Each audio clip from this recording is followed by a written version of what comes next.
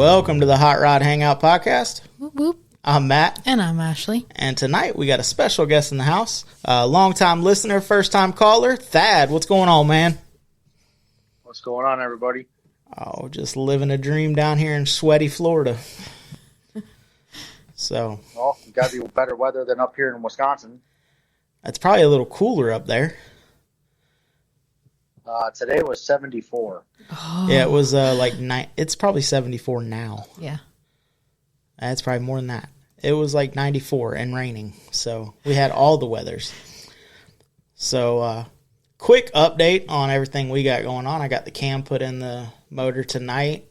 Don't have a socket or a pipe big enough to pound the crank pulley on, or crank gear set on.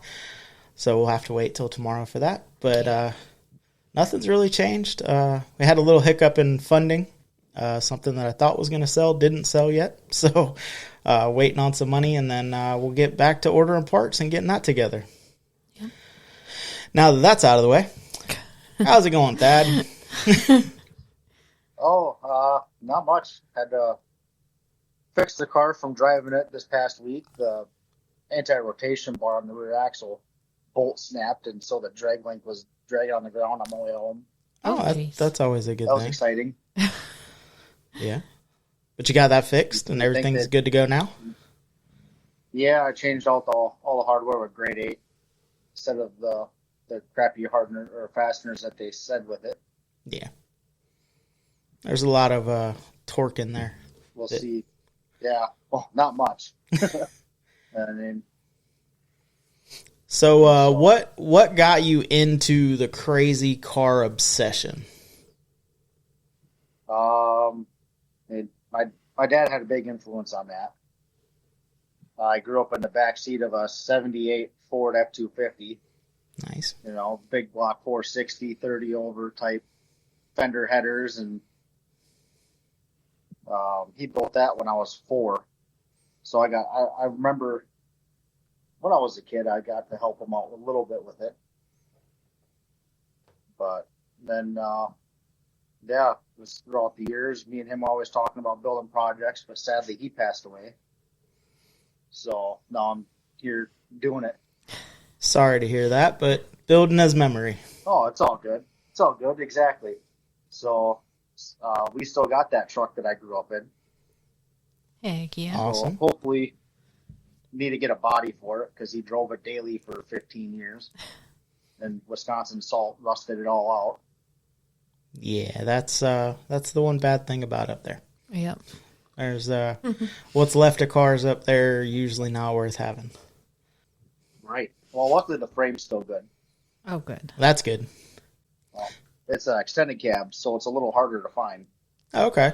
Does like American Metal Direct or somebody like LMC or somebody sell parts for like body parts, or is it just have to find a clean one? It's too far. Yeah, it's too far gone to even think about cutting and replacing. 10-4. Well, I could grab the door jamb and move it 8 inches. Oh. So yeah, it's shot. Okay. Well, another cab it is. So, what's the current project or current favorite car? So I got 2 going on right now. I got the 30 Model A Coupe still. Need to get a new rear leaf spring for that because it's sagged out and shackles are riding on the axle tube, which is not fun. Rides like a Mack truck unloaded. And then got the girlfriend's car, which is a 71 Mercury Comet. Okay. Sweet. So, yeah, I got a full AJE front suspension kit to go into that. 351 Windsor with an AOD automatic. Nice. Change the rear gears and the 8-inch rear end. Definitely an interesting project. Nice little street car. Yeah, well, sadly, got to try to build it mild. I can't build it how I want it. So, because since it's her car, I got to build it to where she can handle the power. Yes. Well, you can always give her a little bit extra just in case she needs it,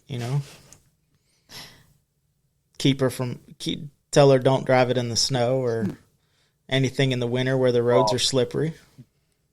Well, by no means will it be ever driven in the snow. Well, there you go. That's one benefit we have down here. We have to mow grass year round, but we don't have any snow.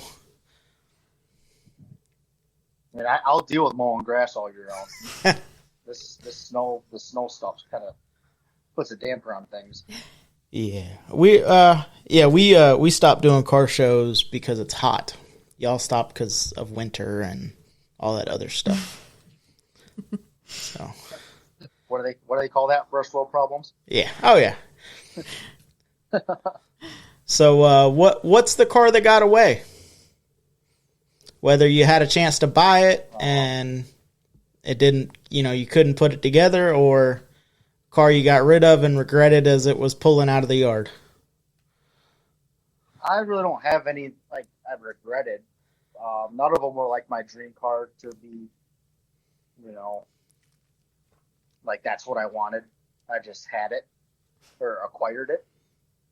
The one I do miss is a 93 Fox body Mustang. Okay. I had a lot of fun in that car. I drag raced it. I did a lot of stuff on it with factory 4-lug stuff. Dyno tested at 650 horsepower. Nice. On a chassis dyno. Yeah, that was a fun car. That's respectable for not a mild little street car, 8th mile build. Those are respectable numbers. Well, I did it. I built it for a quarter-mile deal.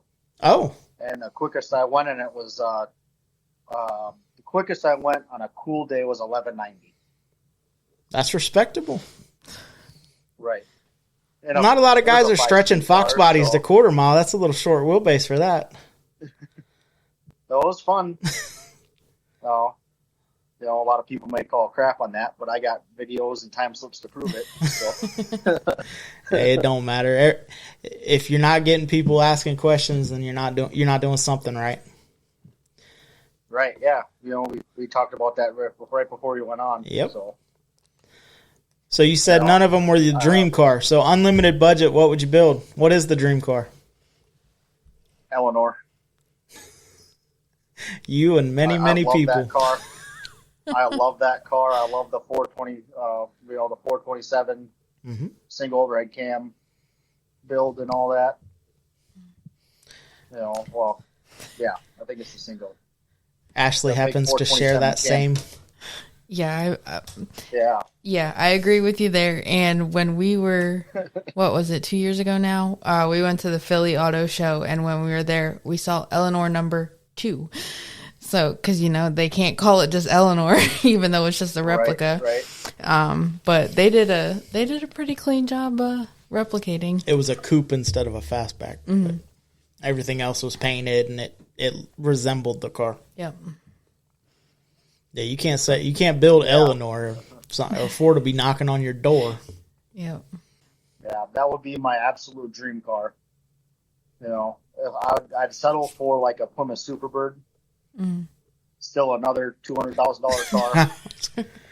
I was gonna say I did say unlimited budget, so I mean I guess you are taking that all the way to the extreme. But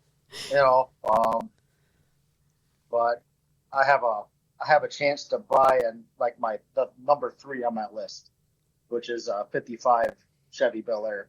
Okay. Oh well, the 210 base model 2-door. Yeah. Hardtop. Would a 54 work?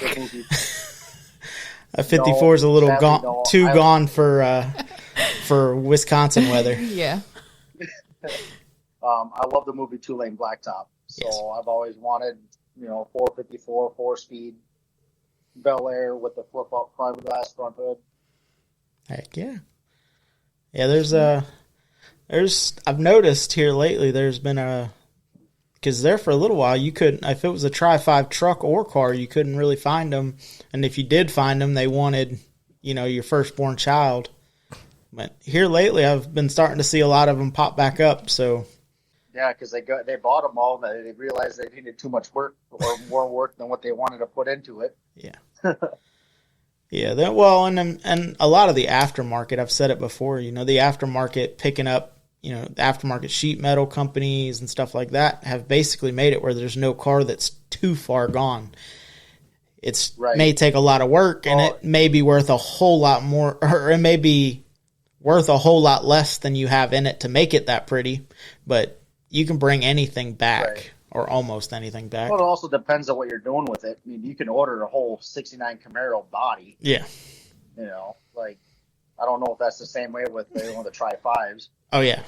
But Dan Chuck and all those places, you could basically order, because even for the 54, it's pretty solid for what it is. Like the trunk is way solid for the rest of the body, and the floors could use replaced. They carpeted over it. There's some license plates under there to fill some holes to where your foot don't go through the carpet, and you can literally order up, and it's not even that expensive. The lower piece underneath the trunk is like $200, and I'm like, when we started looking at it, because it was, when we bought it, I didn't really know if it was going to be the car that just got me to my next project, if it was just going to be something that we kind of drove around for a little while. And then I got my Model A, obviously, and we've been focused on it, and Ashley is kind of mentioned that she wants it, and then I kind of go, okay, well, do you want that to be the car? And I don't know. I'm indecisive. I think today she's back on. She wants to do it. I don't know. It changes. You need to make up your mind. I don't know. My mind changes so much on things, it's hard to keep it all straight. Her problem is the same as mine. And I guess because her hot rodding or her automotive stuff has come from me. Like, if you give me a car or like a range, I can give you like 4 different builds. So like, I want to do a C10, I want to do this, I want to do that, I want to do this. And she can't prioritize, like, I want to do this first. And like, I tried to explain to her, we had a long conversation today, and I'm like, if we do the 54, it's not like this is the last car you have to own. It's not like there's no more chances for that car can go bye-bye and you can start something different, or somebody comes across. I mean, everything in our yard is, perpetually for sale. If someone walks up to me, including the tow pig, if someone walked up to me with a handful of money and they wanted it way more than I owed on it, well, guess what? They can own it. Yeah, I'll be sad when it leaves, but I'll dry my tears with $100 bills. Right. Like I told the girlfriend about the 71 Comet. Like, we'll build it, we'll get it out of the system, drive it around for a couple of years, we'll do little things to it, make it nicer. And if you decide that you want it, then we'll fix it all. We'll do all the floors, we'll do everything. If not, we'll sell it, trade it off for something different. See what happens.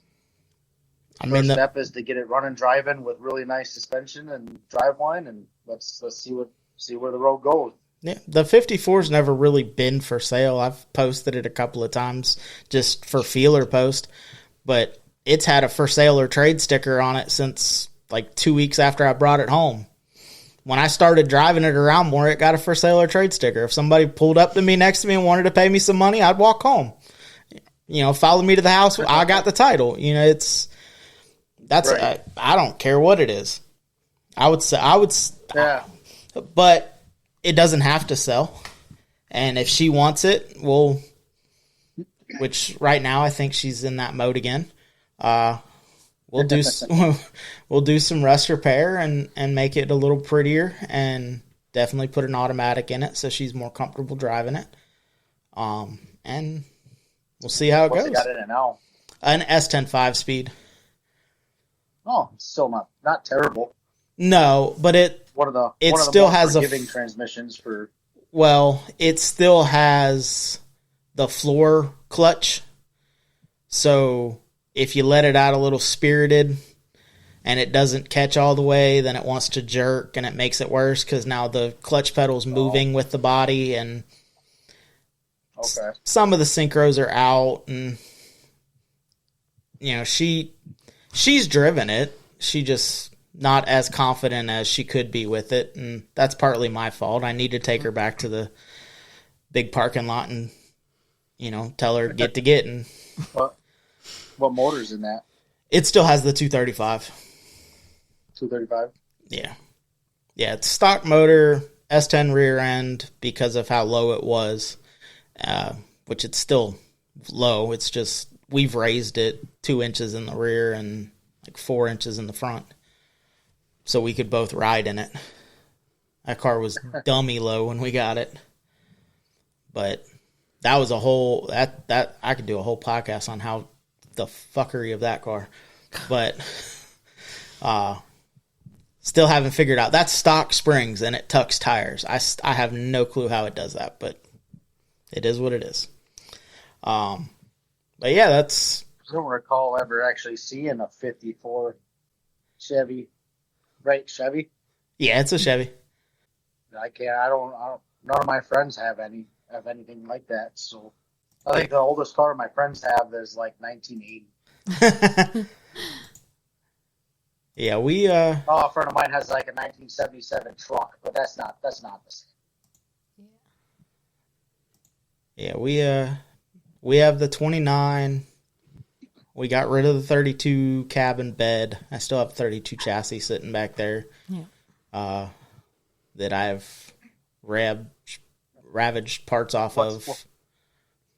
What's shipping to Wisconsin? For the 32 chassis? We can figure something out if you want it. I'll take some 32 frame rails. Okay, we'll figure it out. We'll do it off the internet. We'll talk more. Yeah, we don't want people's like paying how much. Yeah, I bought that truck. I was gonna do it watching my mom and dad because my mom and dad bought a 34 truck, and watching them get in and out of that truck did not inspire me to want to try to climb in and out of the 32 that I was building or that was sitting over there waiting to get built. Just because 32, is that the same? Are they the same chassis from the car to the truck? I'm not sure on that. I'm not 100% sure either. But I'll ask Google. I believe they're all the same, but I'm not 100% enough to say yes. Okay. But yeah, so no, is that the truck that your parents been posting up on Tuesday videos? The blue one? Yeah. Yeah, that's my dad's. My mom and dad's. That's a nice truck. Yes, it is. Nice truck. That is it's a very, very good truck, and it looks we've made a little bit of improvements on it. I've helped him redo a couple things. It was way wrong when he got it. It was severely towed in, and then it's got some other little quirks that we're slowly working out. But for the most part, I mean, the motor runs strong. It's got a turbo 400, 10-bolt rear. It's a good running truck. It just isn't really built for what they bought it for, to just like car show it, cruise it, go get ice cream, 15, 20 minutes down the road. It's perfect. But I wanted to be able to get in the car and go. Really not really a highway cruiser just yet. No. Well, and even just comfort-wise, there's not a lot of space. It has been channeled over the frame. So there's not a whole lot of room in the cab.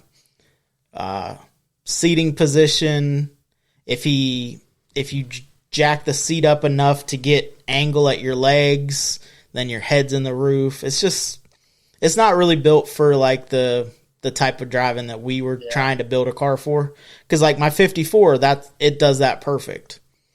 Anywhere within like 100 miles, I'm game. A lot more room. Yes, the 54 has mucho room. But so that was kind of like I get into my, so I also have a 67 Galaxy, and I drive the Model A for a week. I go jump in the Galaxy. I'm like, holy crap! I can't even touch the other door. Yes. Yeah. So that's that we were trying. I wanted to build something that, because we do have a couple guys close to us that have mentioned like, oh, we want to drive. Like a couple of them just went to the classic car revival up somewhere up by y'all, and they drove from South Florida up there. And I don't want to be the guy that's like, oh yeah, I'll load mine on a trailer because I can't, by the time I got there, I'd need a chiropractor to straighten me out. So, Model A sedan it is. I'm going to have plenty of room. It'll probably end up chopped. It will be channeled. It will lay on the ground. Yeah. That's going to be cool. But I wish I would have went a little bit more radical with mine instead of doing the 50-60 style hot rod.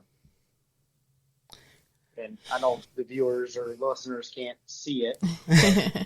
Yes, I love your car. But the seating is a little iffy, especially with the roll bar that I put in it. Yeah, my dad has bomberseat.com, the metal seats with the cushion, and they're comfortable, but like leg position wise, it's got a 32 Lacar, so like you can't really fold your leg over, or else you're in the shifter. And if he was built like my mom, it'd be perfect. My mom's little. Well, people back then were smaller. Yeah. Yeah, so, my dad's probably close to my seats. size, and so like him getting in and out of the truck, it's not real. You're definitely not making a getaway. Right. Like, so I put fiberglass buckets in mine, and like the centers they rub, and with the roll bar with the door bars, it's a tight fit.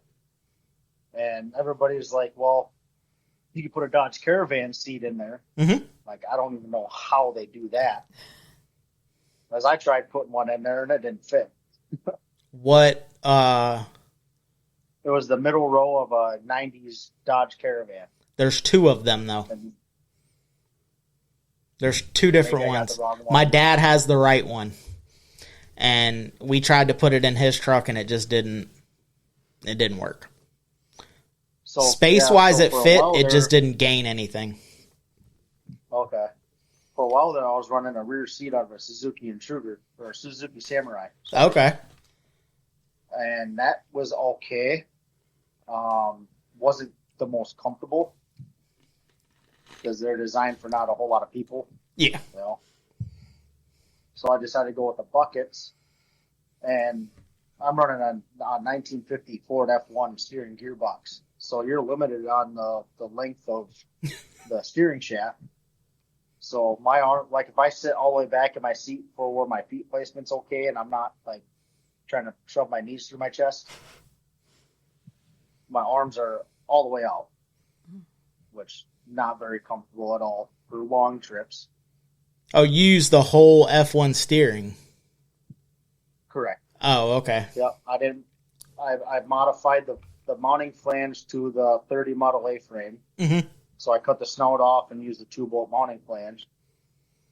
Welded that all up so I can get the proper angle to go through. Had to do a drop steering column bracket modification.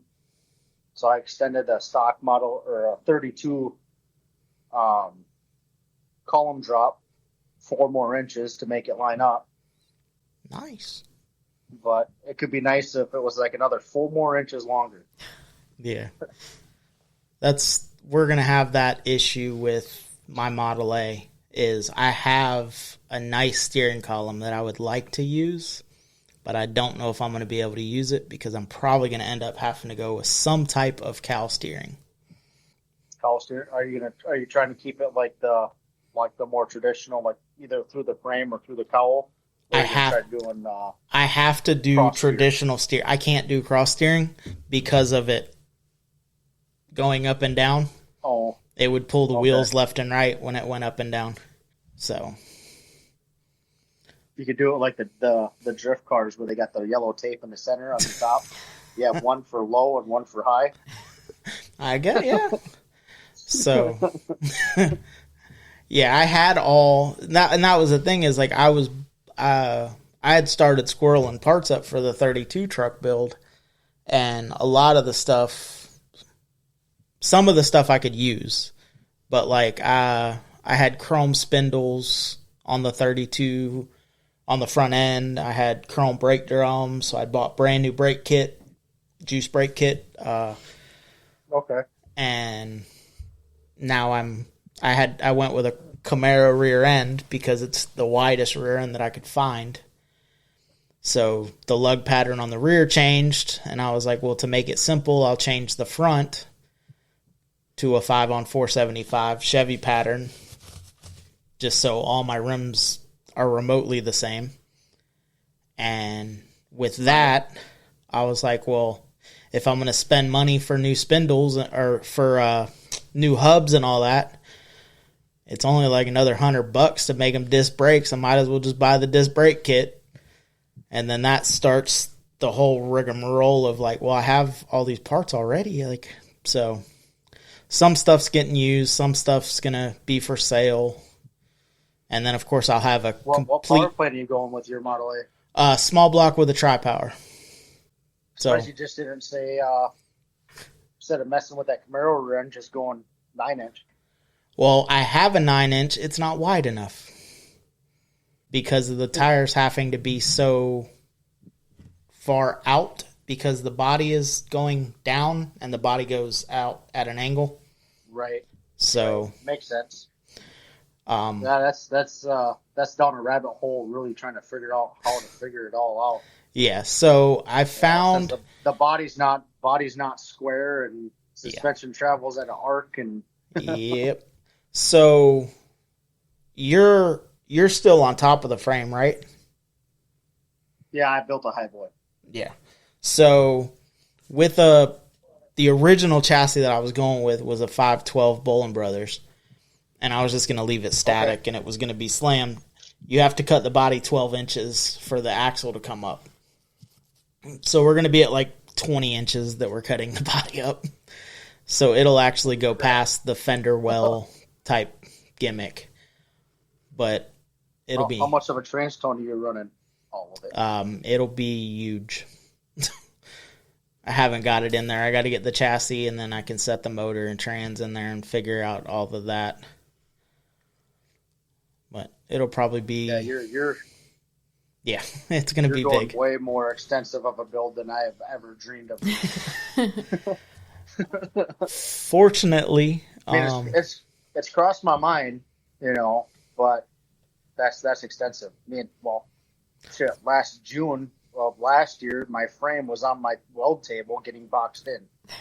For that frame that we're talking about, the 32 frame, I have pre-cut boxing plates for that frame. Just throwing that out there also. They're on my kitchen table right now. They're on my kitchen table. Good place for them. So, yeah, there's car parts everywhere.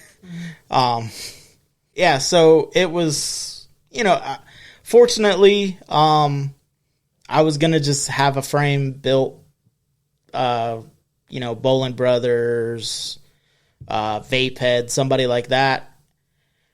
And then I kind of had the idea, like, I wanted to be different. I want to be weird. So, there's a kid that he used to own an airboat shop in Bushnell, which is where we live.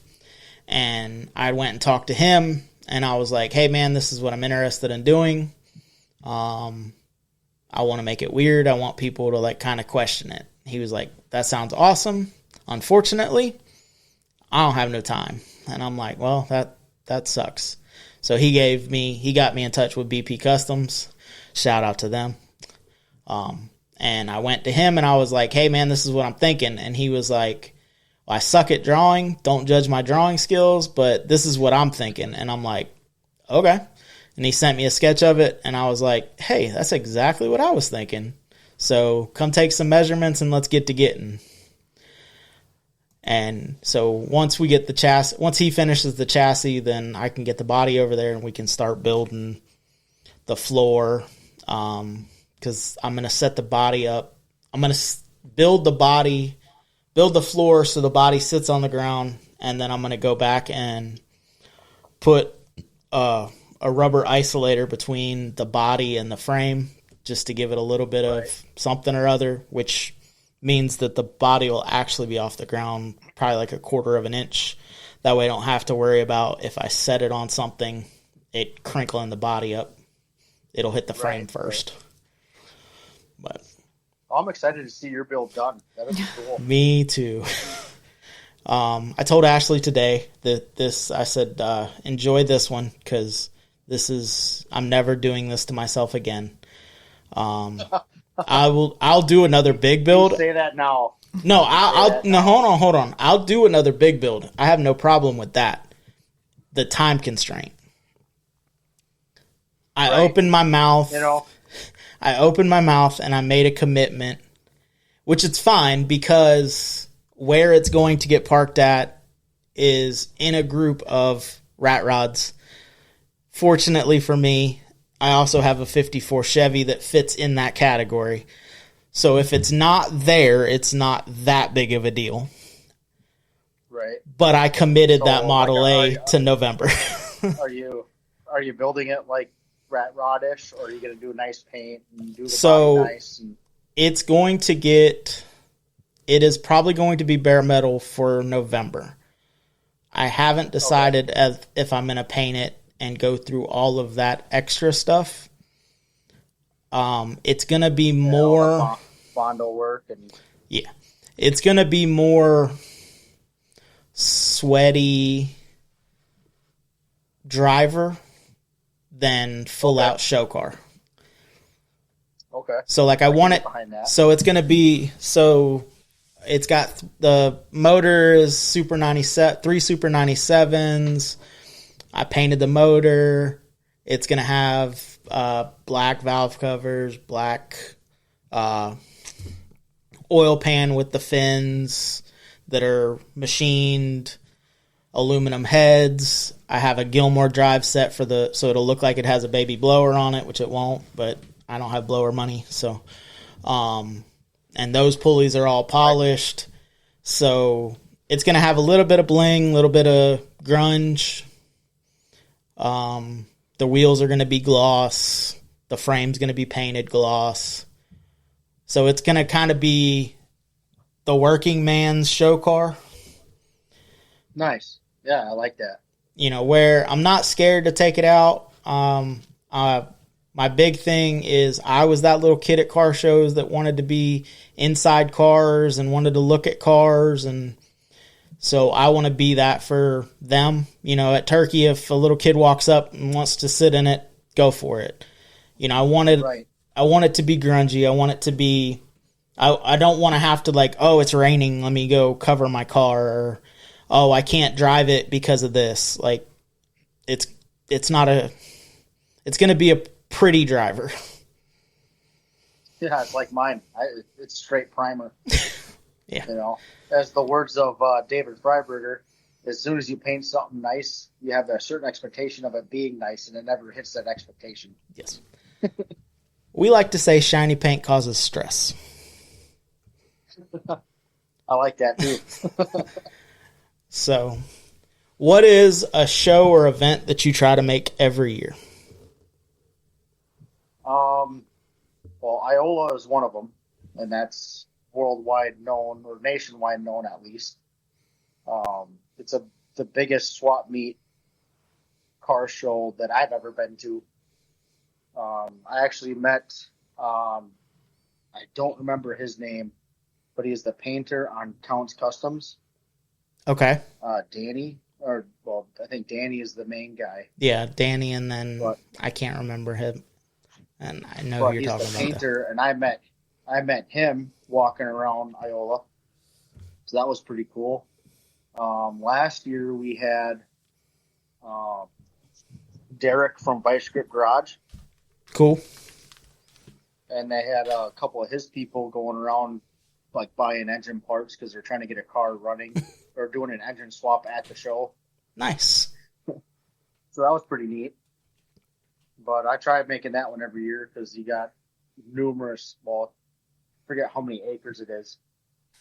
I want to say it's close to 150, maybe 175 acres of swap meet. That's awesome. So if you can't find it there, you ain't finding it on Facebook. Yeah. Well, this year, there's a little bit of a loss for this- swap meets too. well, that too, and people wanting like brand new cost for used parts, just because they have it there and you can take it home. Yeah. You know, that's not how this works. But that one event I want to go to this year is that showdown at Sanford Field. I think somebody else mentioned Brought it that. up on your Tuesdays. Oh yeah, but it's you were talking about it. 1947 1947 and older, fly ahead V8 power drag racing down an old abandoned airstrip. Heck yeah. So, yeah, I was watching some videos. They got a bunch of like roadsters and speedsters there.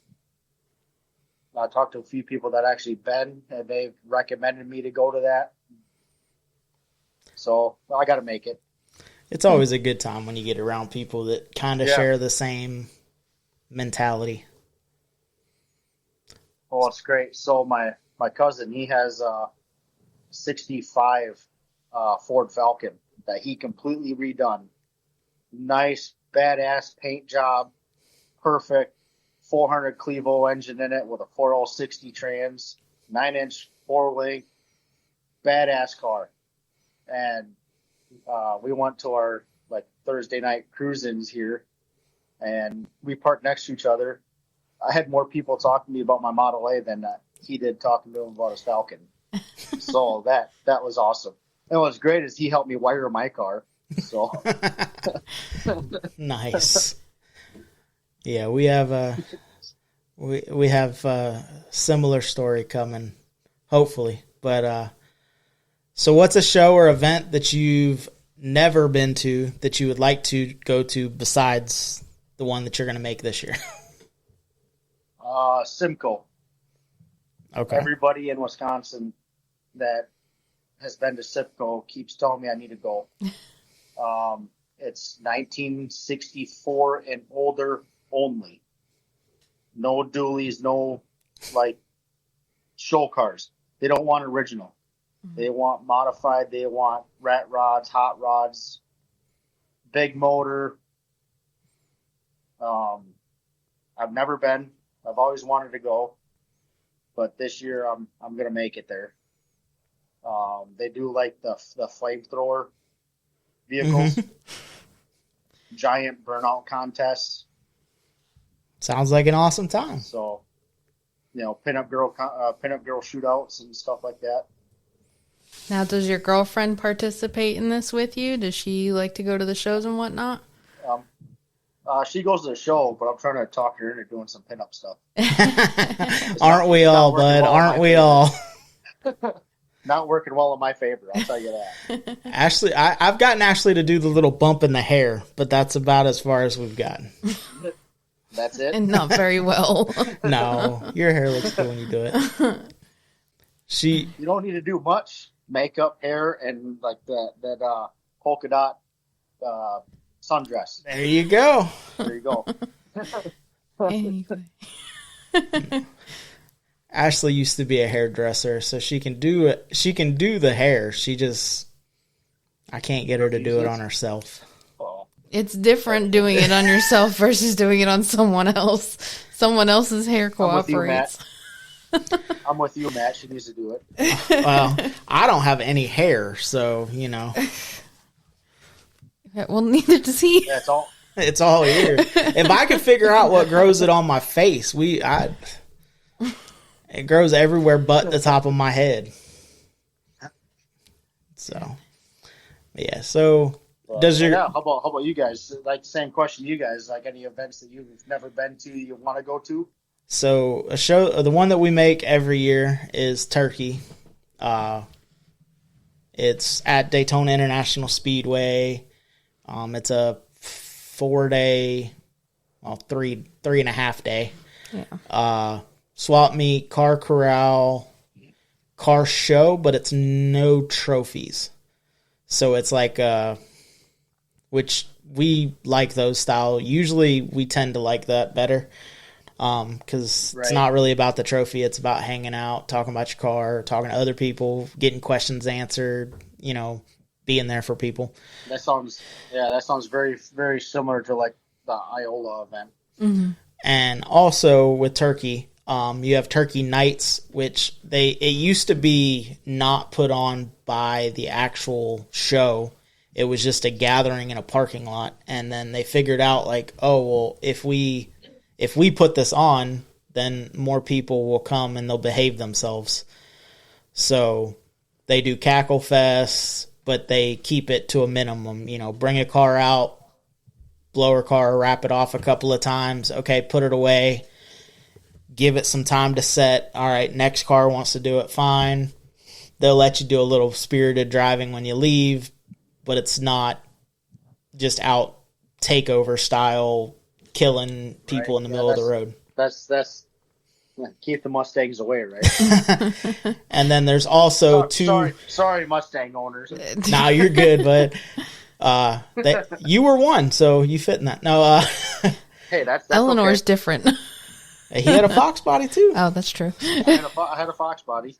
So, and then also during Turkey, they have 2 rat rod shows, Rats at the Beaver and the Bad Apple.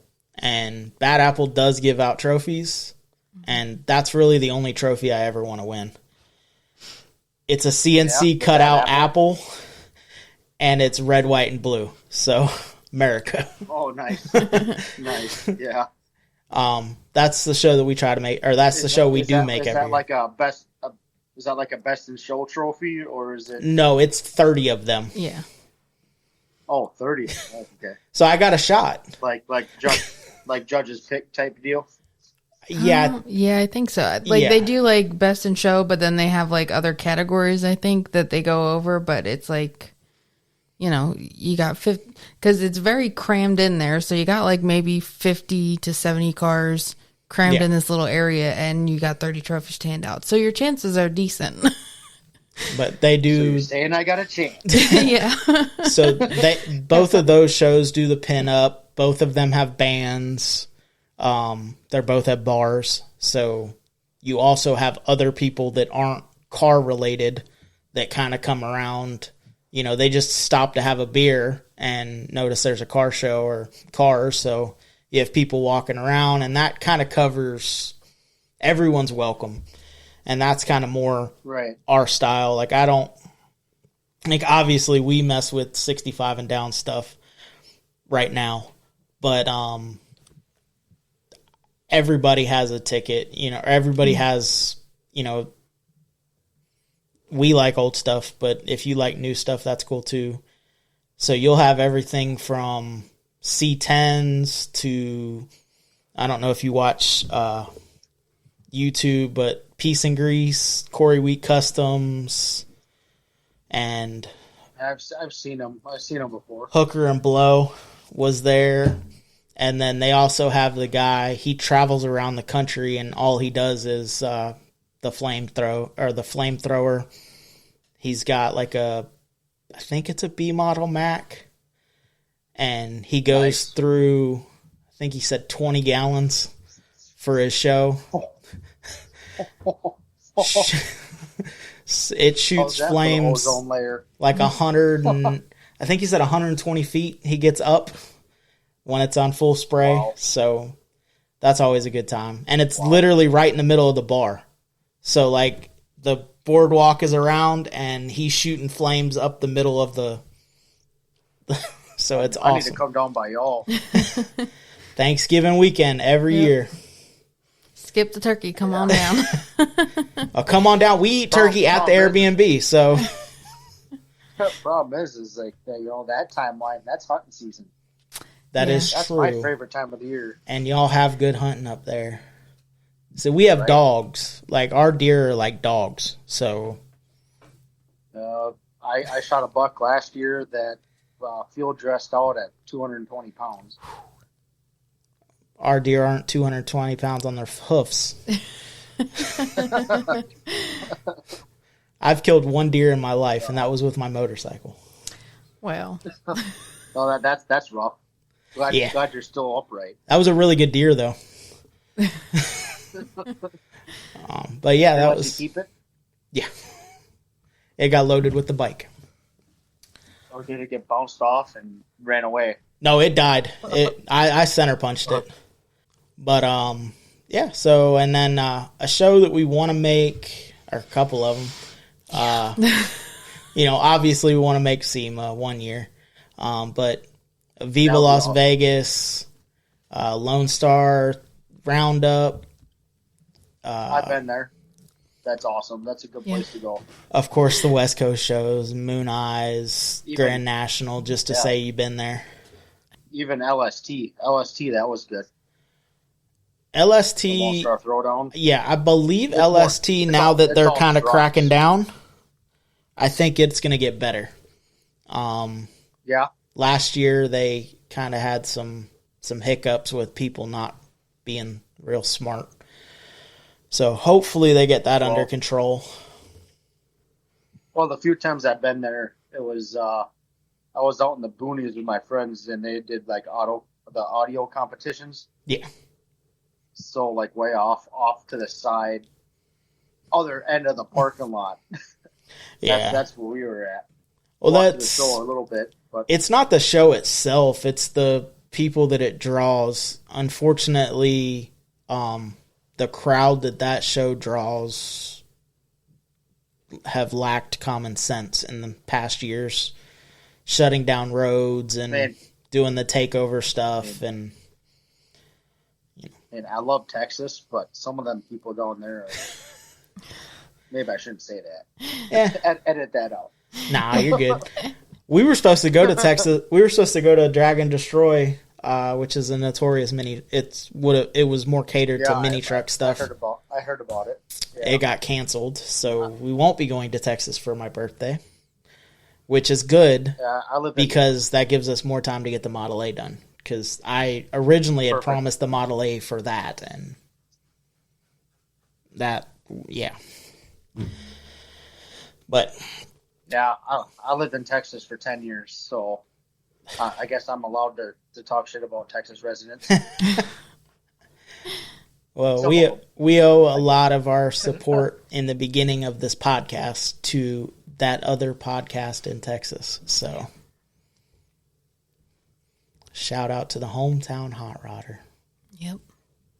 The OG one. Yeah, the OG. But yeah, they're up to what, 3 or 4 podcasts on their service now. So I mean they're doing good music, stuff like that. They were always they picked us up because we actually talked about cars. They wanted to talk about cars, but as soon as they hit record, they just went to Garage Talk and shtick, and it was still a good podcast. I listened. Yeah, Garage Talk is fun. Cars are fun. They kind of go hand in hand, if you ask me. Yeah. Well, they went a little more focused on the funny and the shit talking, and which is good. I mean, I listened to every episode. I laughed every day, but we try to keep it cars because there is that disconnect between our parents' generation and us, and then again the squatted truck, big rim, little skinny rubber band mud tire guys. Right. The big tire, big wide tire on the rear, skinny tire up front, big monster power. Yeah, I'm good with that. And then you got rubber bands. Well, and I've had this conversation. There's really nothing in between. Yeah, I've had this conversation with a bunch of people, and it's a lot of the stuff that's taking place now is the same stuff that they were doing in the 50s and 60s. They just call it something different. Channeling the body back then is now body drop now. Right. Running exhaust, suspension. The methodology has never changed. It's all the same stuff. It's just what equipment you're working with. Yeah. And I mean, I'll go to a show, and if there's a clean, 50s era highboy, I'll go check it out just the same as I would the bag dually sitting next to it, or I mean, come on, it's a dually. Those suckers look clean, laying on the ground. I'm pretty sure you could do whatever you want to a dually and it would look good. Because the neighbor, which again he has big wheels and smaller or thinner tires, he's on 26s and that truck still looks cool. But, you know, I'm not one. Like I've never Florida really have got smoother roads than what we got up here. A little bit. We don't get the snow that makes shitty potholes. We went, was it a year and a half ago now when we went to, no, it was not. It was this year when we went to Indiana. Yeah. When we went to Indianapolis, and that was the one like takeaway I had. Like we're driving down the road and I'm like, what is up with these roads? Like potholes, that's crappy roads. I haven't been to Indy in a while. I used to go down to the Mopar show down there, the big Mopar swap meet indoor. Mm-hmm. That was a good show to go to. Yeah, we were there for, a week? And I tried to find hot rod shops every day, and we didn't have a car, so it was like, it had to be close. And then, oh no, we got there on Thursday, so I only had Friday to go look for hot rod shops because everybody closes on Saturday and Sunday. Yeah, and we were leaving Sunday. Any success? I ran into. It is Indy. We drove by a couple, but they were like I said, they were closed on Saturdays, and I get it. But their roads suck, and I was like, how? And even around the stadium, like we drove around the stadium, and I was like, oh, the roads have got to be better here. Like this is where Allison Transmission is. Like this is where everything is kind of populated, and it still was garbage. And we were told that it was because of the snow. The snows destroy the road, and they can't keep up. And all that. So, but you know, I was down in El Paso, Texas, for a while, and one shop down there that I really enjoyed going to was called Car Parts and Machine. So they had an engine shop in the back and like car parts up front. Like they sold intakes, valve covers, EFI setup, carburetors, the whole shebang. There is nothing like that up here where I'm at. And it's irritating. Like, I've half crossed my mind to start something like that up here. Because we got a bunch of dirt track racers and circle track racers. And I was going to say, pulling and roundy round is big up there, right? Yeah. Y'all have a big pulling following. There's only 3 major drag strips up here. And I'm right smack dab in the middle of all 3 of them. So it's kind of irritating. That sounds like a problem. Like when I was in El Paso, there was a drag strip right there in town, and they did Friday night testing tune. Can't get there after work. Like their scheduling is confusing. Yeah. Like they only do test and tune like Wednesdays and Thursdays, some Fridays, but then they hold events Fridays, Saturdays, and Sundays. I'm like, well, no, I want to watch, Daddy's Money Kid come up there and blow his dad's Corvette up. Yeah, we lost our local track. The track that we built, or me and Dad built the S10 for, was about an hour from us, and we lost that track. It was a roundy round track next to a drag strip, and then there was a mud hole, and the circle track went first, then the drag strip, and then the mud hole. And it's too bad. It's a dying sport. And then, I mean, we still have Gainesville, we still have Bradenton, we still have Orlando. So I guess we're in the same boat as you. It's about an hour and a half to all of them.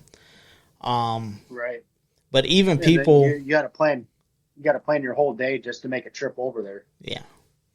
Well, and I mean, on a test and tune, if they do it on Friday night, I mean, you're getting off at 5. You're not home till 5:30, 6 o'clock. You're getting in the truck. You're getting over there. It's 8. Unload the car, make a pass, and go home. So you can get home. So you can, get up and do something on Saturday. But Doesn't quite make sense. They're supposedly building an 8th mile track about 30 minutes south of us. That'd be nice. They've fought him tooth and nail since he's been trying. It used to be it used to have like a little drift pad, burnout pad, and then he was trying to do a drag strip and he like a drift circuit course or whatever they call those drift tracks. Yeah, the road course or something. Yeah, and they fought him and fought him and fought him, and the last update I seen, they were pouring concrete for it, but who knows how long it'll stay because, the longer it takes them to get it built, the more houses get closer and closer. And yeah, I was just going to say noise ordinances and that insurance alone. Well, and that's, me and Dad were talking about it when he first said he was going to build a drag strip, and I'm like, you're never going to get any fast guys, and you're going to get 1 or 2 passes because there's nothing else around. So you're going to have, the 23-second minivan, mom's minivan that they may have unloaded the car seat out of the back of. They took their little brother to the track and dumped him off to go make a pass just to say they made a pass. So a real race car, you're going to get one hit, and then you're going to go sit in the staging lanes and try to cool your car down so you can make another one. It's just going to get out of hand. At least when they first open. I'm not knocking the mom's minivan. If they want to run it, they can run it. I mean, it's testing tune. That's what it's all about. Yeah. But for like events, you'd have to, organize it. But with being 8th mile, not too many people run 8th mile. 8th mile's big down here. Yeah, is it? Yeah. Because it's kind of the street stuff. Well, you're red light to red light, I guess. More, the no prep stuff has gotten kind of big down here. I mean, Bradenton's known for its radial prep. Gainesville, obviously, is a national NHRA track. Orlando has their big events. It's just, the amount of tracks that are closing, I think I said it in last week's podcast, 1320 did a video and they said that 9 major drag strips closed in 2023 and we only gained 1. And it's like all these tracks are closing and it's like, well, street racing, a good for instance is there was a guy in Orlando, which is, Disney, Mickey's house, and he had built, basically hit the car guy hit the lottery, builds this awesome facility. There's drag strip, there's this, there's that. And I don't even think it was an actual drag strip. I think it was more like to mock like a street race. It may have had a tree or something, but there was no prep, there was no nothing, But start making noise, people start complaining. Okay, well, now it's this, like, okay, well, it shuts down, and then they're like, oh, well, now we're street racing. We got to get the street racing under control. So they build another track. Okay, well, now the street racing's taken care of, but now it's allowed. So shut the track down. Now we go back to street racing. People, and the problem is, like, even if you build a track out in the middle of nowhere, someone's going to complain about it. Or they're going to come to it. They eventually will. Bradenton Motorsports Park and the Freedom Factory, Cletus McFarland, are going through that right now. That track was built in the middle of nowhere. It was far out from the urban sprawl line. No one was ever going to be able to build next to them. They just had to go and fight for the developer to not be able to build 26 houses right next door to a racetrack and a circle track. It's like, who in their right mind would want to build right next to there? It's like, it's money. Do you know what happens here? and that was what they said. Man, I would love a house next to a drag strip. I'll be there all the time. And that's what they said. They're like, oh, well, we're going to approve the 2,600 houses, but in order to protect your track, we're going to make them sign a contract that says The drag strip was here first, so you can't complain. Well, it's only a matter of time before they get tired of hearing people complain. Right. And the developers it's a downward spiral. It's a fickle beast. You know, what do you do? But it's like, here you go. You know, the people are trying to do the right thing, get off the street, have some place to go enjoy their cars in a spirited fashion. And now you can't do that because, well, you know, it causes noise. I mean, Bradenton just had Nitro funny cars, or Nitro dragsters at Bradenton Motorsports Park. How about I put my 600-yard shooting range right next to their apartment complex and shoot my 50 cal? Perfect. But, I mean, Bradenton just had the All-Stars, so a bunch of NHRA guys are down there. They race for big money, too. And there was people in the drag racing community that were like, I live 15 miles from Bradenton Motorsports Park, and I was just standing on my porch listening to Top Fuel make passes. And you're telling me that a wall is going to stop that? What do you expect when it's 3,500 horsepower? You know, but what? And they're going to build houses right next door and say a wall is going to stop that sound? No. No, it's going to make it echo more. Let them build the wall. Let's build the wall. Make drag strips great again. Right. You said it before I did. That's awesome. So what's one piece of advice that you'd give somebody that's trying to get into the car culture? Buy something nice.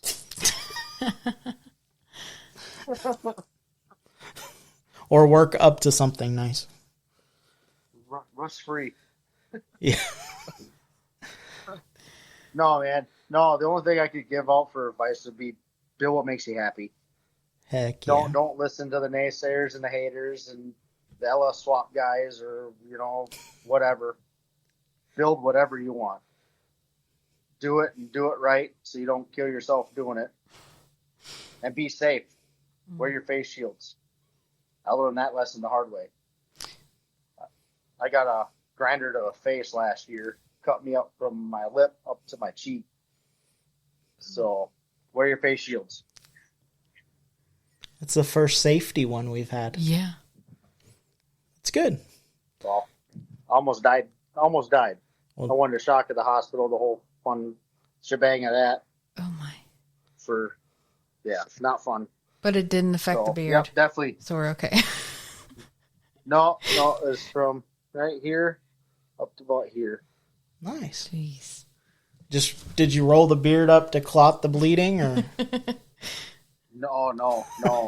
But it took me like 4 whole days to get all the blood out of it. I bet it did. But, oh yeah, our dates. Don't forget, our monthly cruise. It's going to be July 21st. We're going to be going to the Cove. We'll be there about 11:30. So if you want to show up there, if you are coming from the Bushnell area or want to meet us in the Bushnell area, we will be at Napa at 10:30.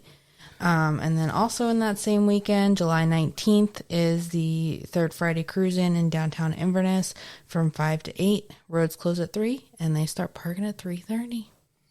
all right. Make sure you go check out BP Customs on the Facebook. Yes, and don't forget about a Throttle Addict. Using the code word HOTROD, you get to save 15% off. Is there anyone that you'd like to shout out, Thad, before we get out of here?